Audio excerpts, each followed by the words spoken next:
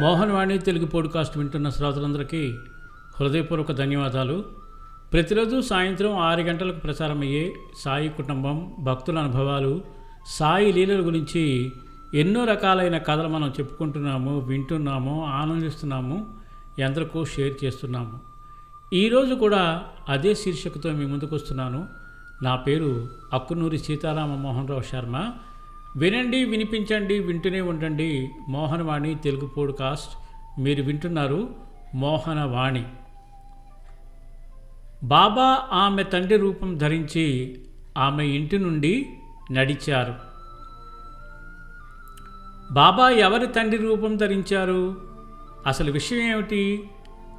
మనం అందరం కూడా ఈ కథలోకి వెళ్ళి తెలుసుకుందాం. సాయి రామ్ సాయి రామ్ ప్యార్ సే బోలో సాయి రామ్ సాయి రామ్ సాయి రామ్ ప్యార్ సే బోలో సాయి రామ్. సాయి కుటుంబం షిరిడి సాయి కుటుంబం. అద్భుతమైన ఈ లీల కండల్ గోంకర్ కూతురు విషయంలో జరిగింది. ఒకసారి దత్తాత్రేయ కండల్ గోంకర్ సాయి సచ్చరిత్ర సప్తాహం చేస్తున్నాడు. ఆ 7 రోజులు అతడు ఎక్కడికి వెళ్ళకూడదని నిశ్చయానికి వచ్చాడు.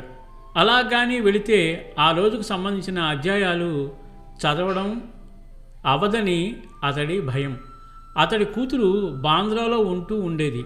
తండ్రికి సహాయం చేయడానికి ప్రతిరోజు సాయంకాలం వచ్చేది.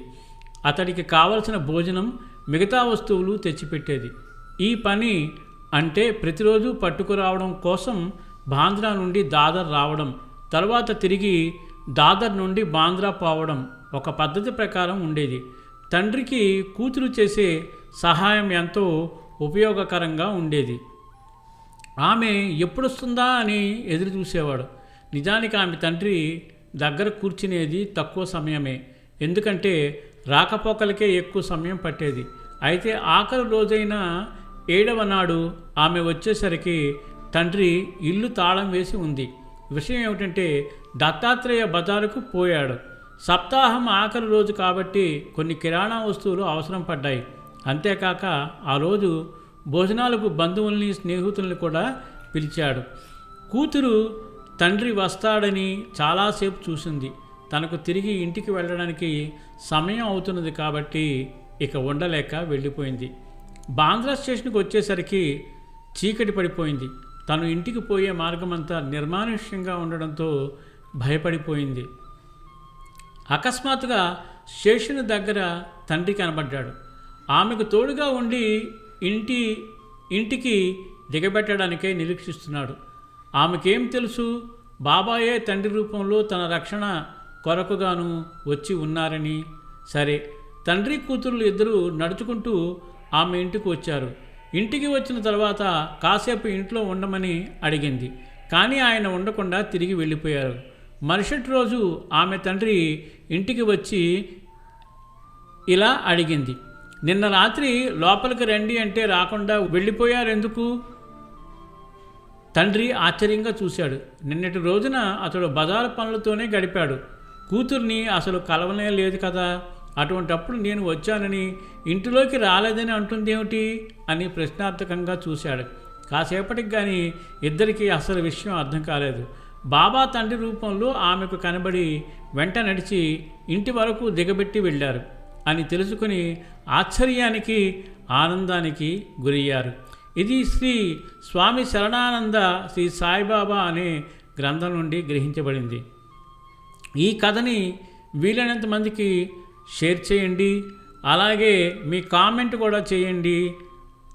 లైక్ చేయడం మాత్రం మర్చిపోకండి.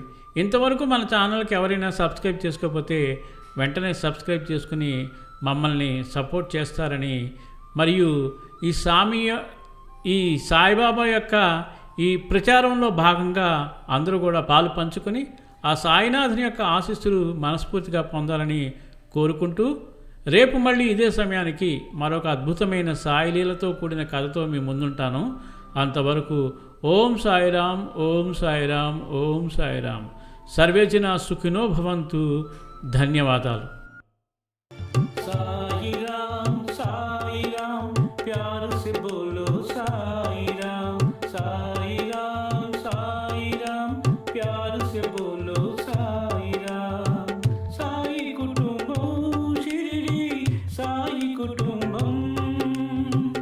మోహనవాణి తెలుగు పోడ్కాస్ట్ ఛానల్ని లైక్, షేర్, సబ్స్క్రైబ్ చేయండి. ప్రక్కనున్న గంటను మ్రోగించండి.